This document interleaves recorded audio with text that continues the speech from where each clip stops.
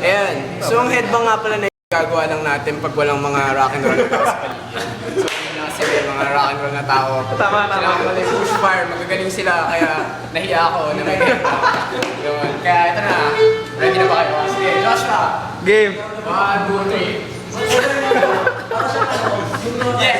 You see the projectile motion? Yes. Sige na, di ba? Yun. Sige, slow mo, ganda. Bilis. Ayun. Pag bago na yung buko. Tapos mo, di ba, magpa-projectile motion yan? So yun, anong velocity tutok nun?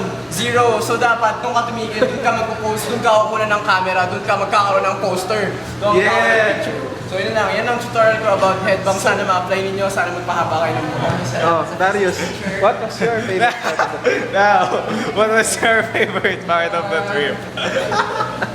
I like that.